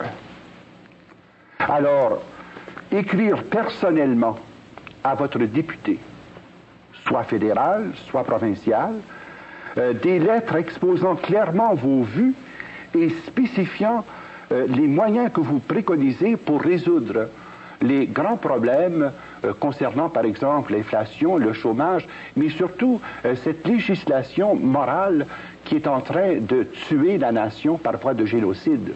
Je pense à ces législations sur l'avortement, je pense à ces législations sur la limitation des naissances et par le contrôle aussi des organismes de santé dans plusieurs secteurs, qui pourra aller sous peu vers l'implantation du chiffre dans la peau des nouveau-nés. Et là, j'affirme pas une chose gratuitement. Alors, je pense que c'est important que chacun s'engage sur le plan d'une action intelligente, mais bien rédigée par voie de lettres.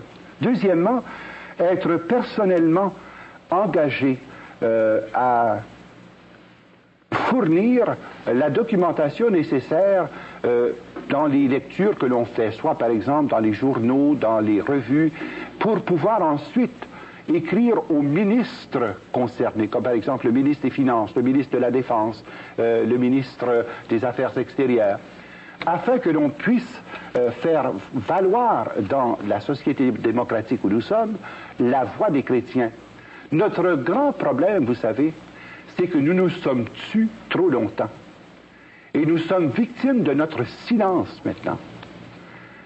À cause du vide créé par notre indifférence et notre silence, eh bien, ceux qui préconisaient des voies autres avaient libre champ d'action pour pouvoir exprimer à cœur de jour et à cœur d'année leur point de vue. Ayons le courage d'exprimer nos vues et d'exprimer surtout les exigences de notre propre conscience face aux grandes législations, aux grandes orientations qui, comme on le sait, sont inspirées par cette pensée illuminatiste, tant dans le domaine économique, politique, social, culturel. Et c'est d'écrire aux ministres responsables de ces divers secteurs afin de pouvoir obtenir une action concertée. Ce que vous dites, Père Jean-Paul, c'est que il ne faut pas laisser seulement aux responsables des différentes églises ou de grandes organisations leur laisser la responsabilité de passer à l'action. Il faut que chacun fasse quelque chose en tant que citoyen canadien. Nous sommes tous solidairement responsables, mais nous sommes tous individuellement également responsables parce que nous vivons en démocratie et parce que l'exercice de nos droits démocratiques en tant que chrétiens est la forme prévue pour pouvoir agir sur les mécanismes même de notre société. Parce que nous ne sommes pas prévalus suffisamment de l'exercice de ces droits démocratiques, sauf peut-être les journées de votation, eh bien, alors nous laissons les choses rouler et nous attendons que des instances supérieures interviennent. Votre baptême et votre confirmation vous rend personnellement responsable de la conduite de la nation et du pays. Donc vous ne pouvez pas vous défiler. Et c'est le temps de faire entendre votre voix. Et je peux vous dire par foi d'expérience que lorsqu'un ministre reçoit 50, 100, 200 lettres sur un sujet donné, il est obligé d'en parler au caucus. Quand un député reçoit 200, 300, 400 lettres de ses commettants, il est obligé d'en tenir compte. Parce que n'oublions pas que dans le système électoral, chacun a très à cœur d'être réélu.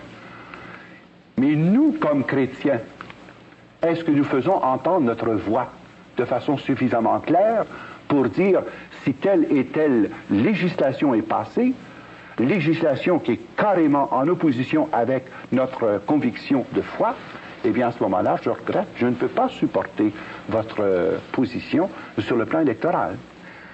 C'est vrai pour les députés, mais c'est aussi vrai pour les ministres. Troisièmement, je pense notamment à une action qui vous concerne tous et chacun. Dans l'avenir économique du pays, d'ici 1986, il va y avoir un tel bouleversement de l'économie où on va passer du système monétaire actuel au système sans argent, au cashless society.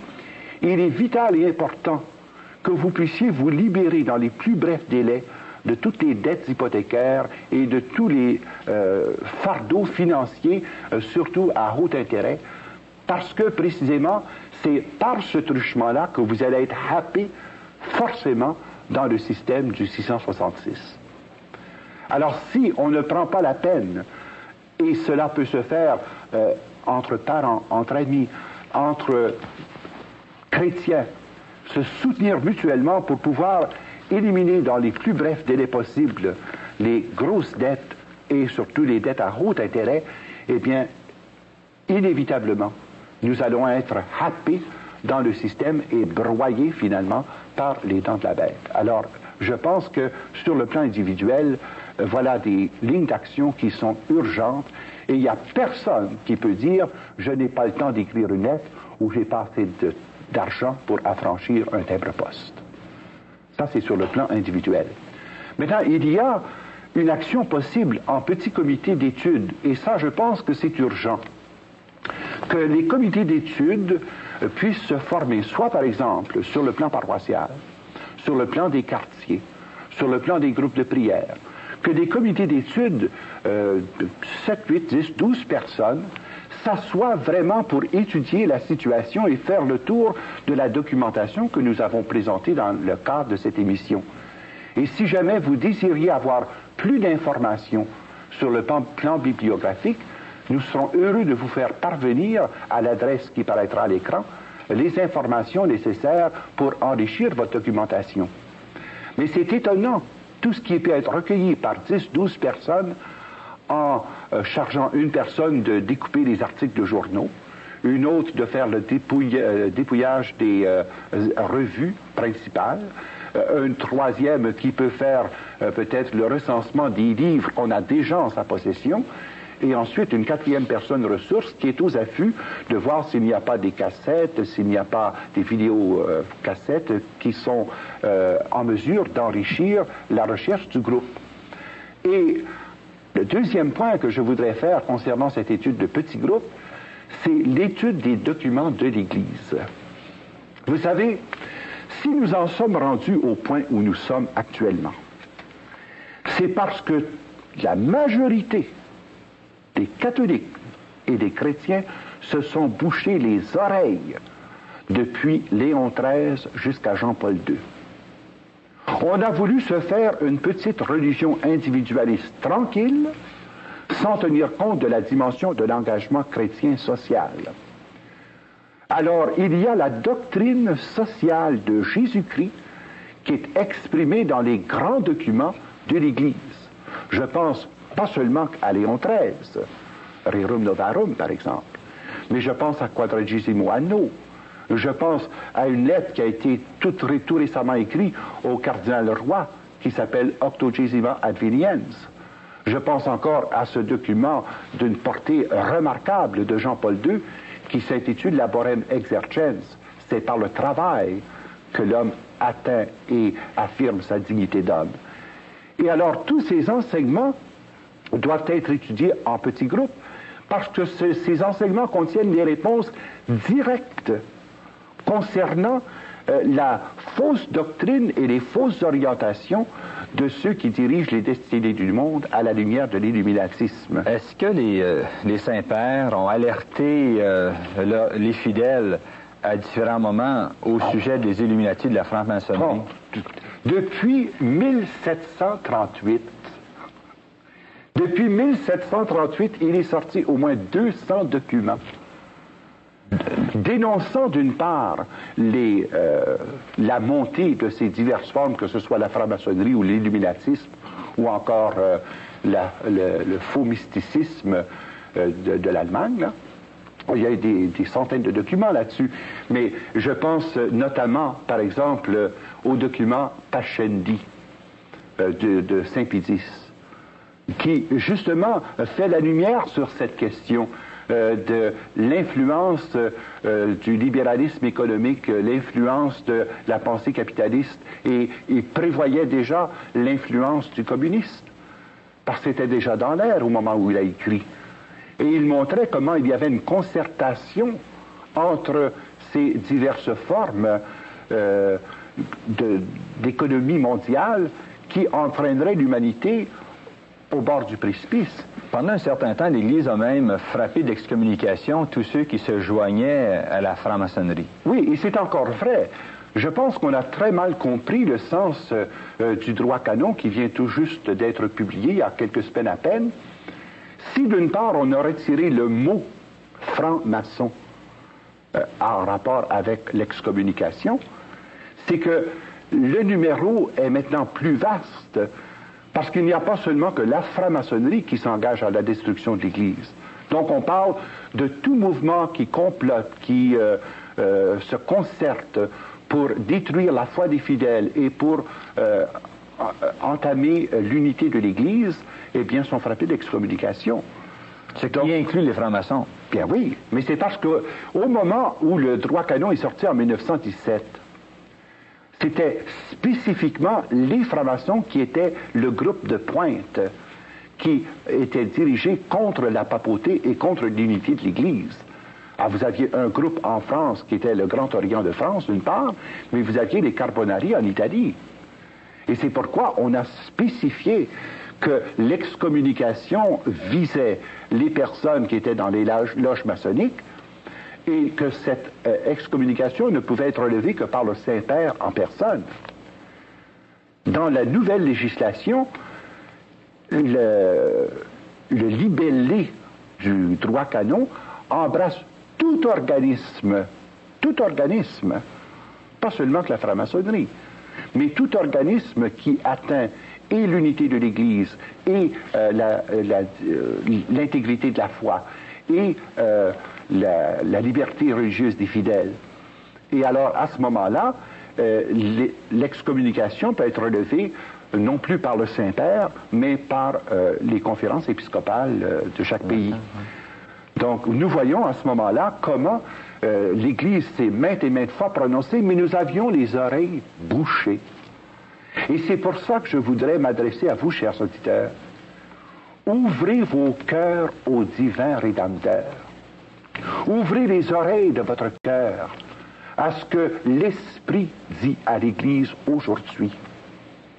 Ouvrez les yeux de votre cœur pour discerner ce qui se passe et pour dépister dans quelle zone d'influence s'exerce le rôle des Illuminati dans les secteurs particuliers où vous œuvrez, que ce soit dans le domaine politique, économique, social, religieux, militaire. Ils sont partout. Mais nous avons tendance au défaitisme en disant « nous sommes si petits, si faibles ». Ce n'est pas vrai. Partout où la puissance des ténèbres abonde, la force de la lumière surabonde, au départ. Deuxièmement, nous sommes sûrs que Jésus est victoire. Il nous a obtenu la victoire par sa mort et par sa résurrection. Il a scellé cette victoire par sa croix. Alors nous n'avons absolument rien à craindre, au contraire. Mais nous avons à exercer notre action de façon concertée, sur le plan individuel, sur le plan des petits comités, et enfin sur le plan communautaire ecclésial. Et c'est là que je pense que des organismes comme les groupements Actes ou les groupements du plein évangile, les hommes d'affaires du plein évangile, ou des groupements comme les Chevaliers de Colomb, les groupements comme l'Opus Dei. Alors, ces divers groupements, en tant que groupements, doivent faire entendre leur voix sur la place publique, doivent faire entendre leur voix, par exemple, au rassemblement de la Chambre du commerce, doivent faire entendre leur voix dans tous les secteurs des congrès, que ce soit les congrès d'hommes d'affaires, les congrès de professionnels, les congrès médicaux, les congrès pédagogiques. Nous devons faire entendre notre voix. Mais pour cela, il faut des documents bien préparés, bien documentés, qui servent la vérité dans la charité. Et personnellement, j'ai regroupé une quinzaine de spécialistes pour préparer un document majeur qui sera présenté à la Commission royale d'enquête MacDonald.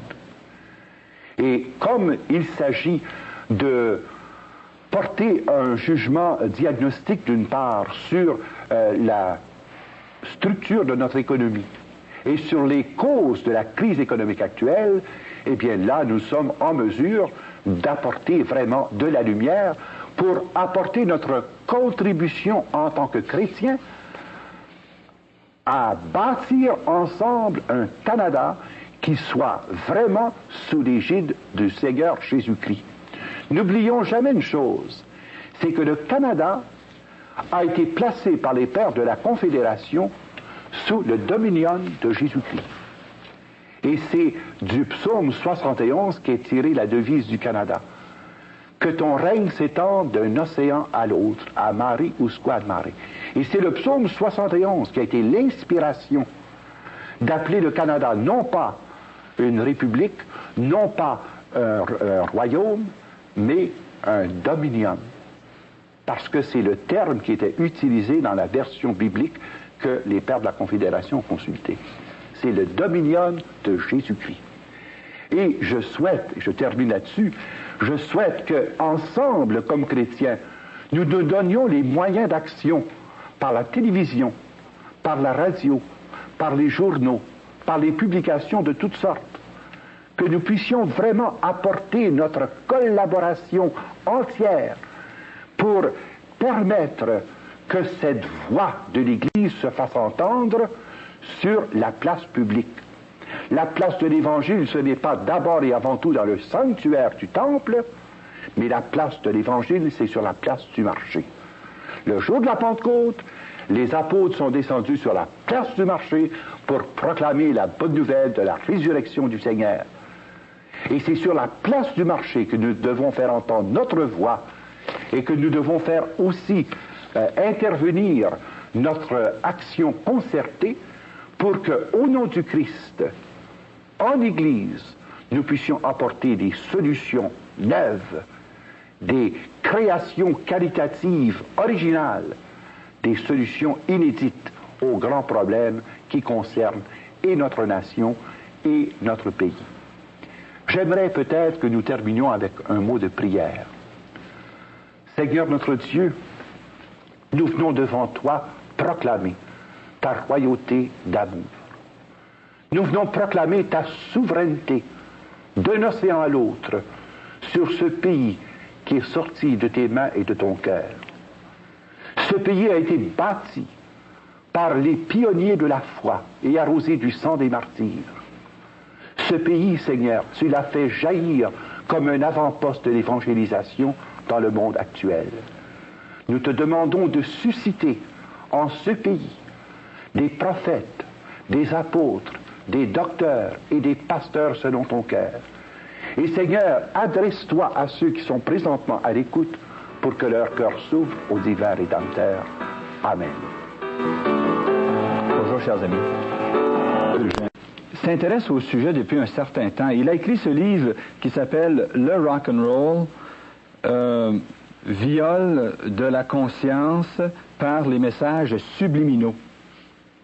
Père Jean-Paul, qu'est-ce qui vous a amené à vous intéresser à la musique des jeunes, la musique rock and roll? Tout d'abord, personnellement, ma formation première a été une formation musicale. J'ai fait du concert de 9 ans à 16 ans et j'ai reçu ma formation musicale à l'Université de Toronto, au Conservatoire. Un peu plus tard, lorsqu'il y a eu cette vague, surtout avec Elvis Presley, j'étais directeur des étudiants. Alors, vous comprenez bien que ça posait pour moi un certain nombre de problèmes sur le plan discipline et sur le plan aussi formation spirituelle de mes jeunes. Mais la vraie raison qui m'a poussé à écrire cette étude sur le message subliminal, c'est que j'ai été confronté dans l'espace de quelques mois par 18 cas de suicide. Et c'est d'autant plus effarant que parmi les victimes, il y avait 11 garçons et 7 filles âgés de 14 à 23 ans.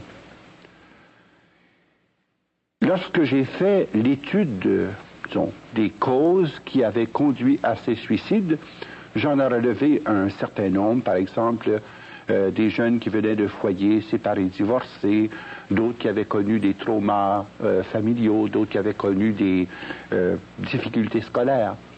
Mais le seul élément qui revenait dans les 18 cas, et je tiens à le dire, c'est que les 18 jeunes en question écoutaient en moyenne de la musique rock'n'roll plus de 5 heures par jour.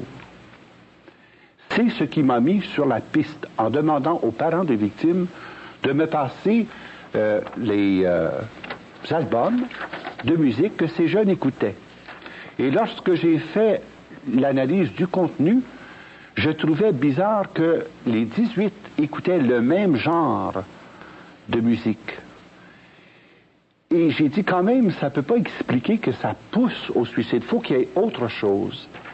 C'est à ce moment-là que j'ai pris connaissance d'une recherche qui avait été faite par le pasteur Greenwald. Et je me suis mis à faire l'analyse des disques et j'ai découvert qu'il y avait en renversé un message masqué.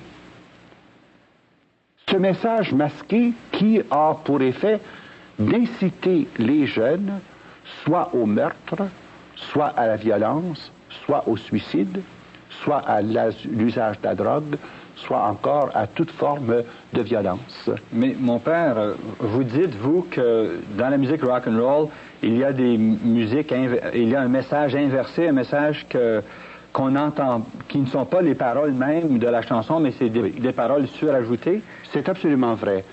Voyez-vous, je pense que c'est un phénomène qui a été mis en lumière et en popularité par les Beatles, qui ont été les premiers à s'en servir de façon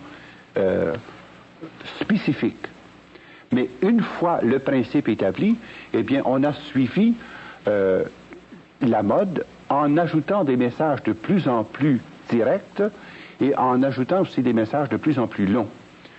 Alors, pour nous faire comprendre un peu de quoi il s'agit, peut-être qu'on pourrait écouter ensemble 3 exemples très clairs d'implantation de messages subliminaux qui sont contenus dans les disques, mais en renversé.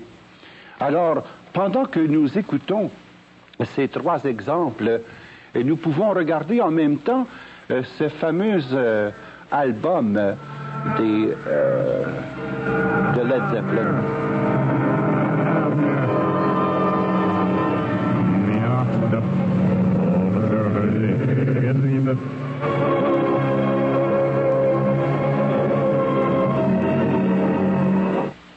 Maintenant que vous avez entendu la version normale, voici en renversé le message subliminal qu'il est très facile d'entendre.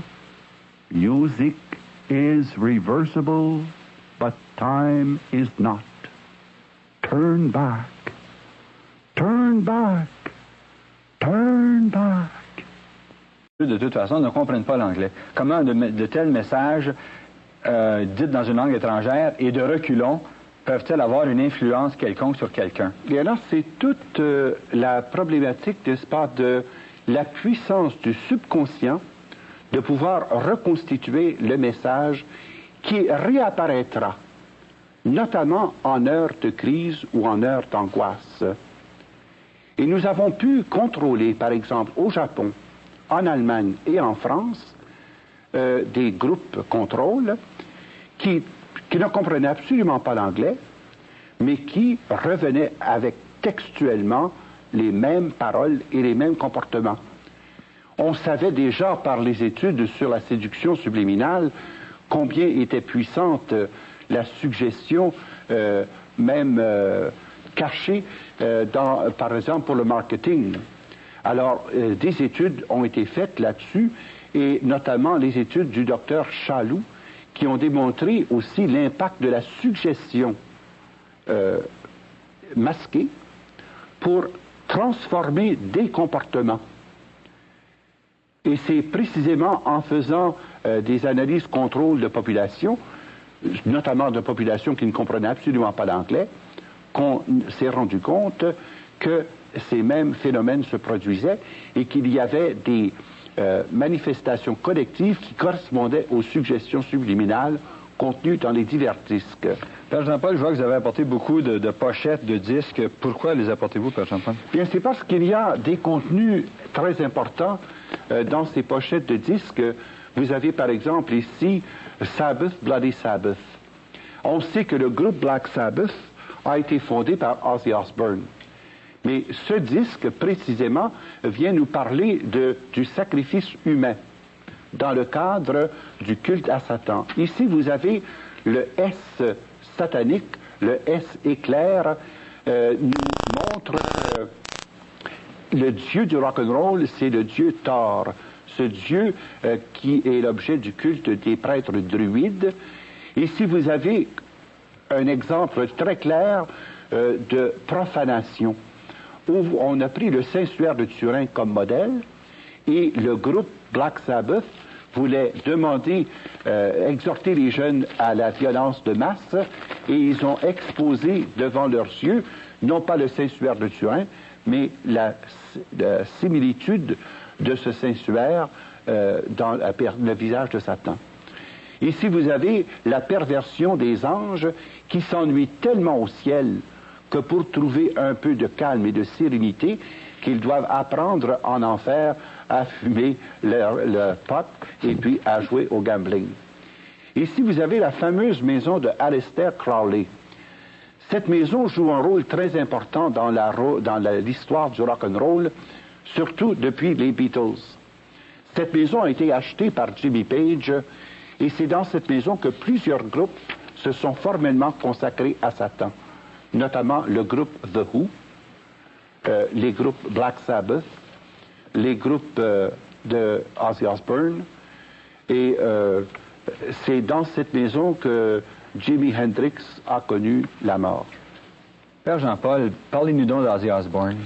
Bien, le cas d'Ozzy Osbourne est un peu différent de celui que nous avons mentionné jusqu'à date, parce qu'il a utilisé des méthodes tout à fait nouvelles et hautement spécialisées pour introduire dans son disque non pas simplement une phrase ou 3-4 phrases en message inversé, mais où il y a un poème complet qui est très terrible au point de vue contenu, puisque dans le premier chant « Believer », en message renversé,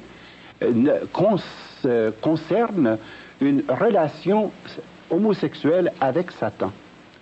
Dans la deuxième chanson qui est contenue dans cet album, le Diary of a Madman, qui est l'œuvre de Ozzy Osbourne après qu'il se soit séparé du Black Sabbath, eh bien, c'est un message renversé de plusieurs paragraphes et qui concerne une action où Satan donne des instructions à un groupe d'homosexuels de pouvoir faire des relations anales avec le poing. Alors imaginez-vous l'énormité de ce message qui a été implanté par voie électronique et implantée avec la nouvelle technique digitale. C'est pour ça que et ça crée tout à fait une autre situation que celle que nous avons connue jusqu'à présent. Ça veut dire ceci, que lorsque, en direct, les autres groupes chantaient sur le théâtre, le message subliminal ne passait pas. Tandis que dans la chanson et la technique d'Ozzy Osbourne, la chanson est conçue à partir du message subliminal et ensuite reproduite pour le texte que nous entendons. Alors peut-être que nous pouvons écouter déjà deux exemples absolument flagrants de cette production de Ozzy Osbourne qui est contenu dans l'album Diary of a Madman. Le premier, c'est Believer, et pendant que nous écoutons la musique, vous pourrez lire à l'écran les paroles, qui sont les paroles du message subliminal obtenu en message renversé.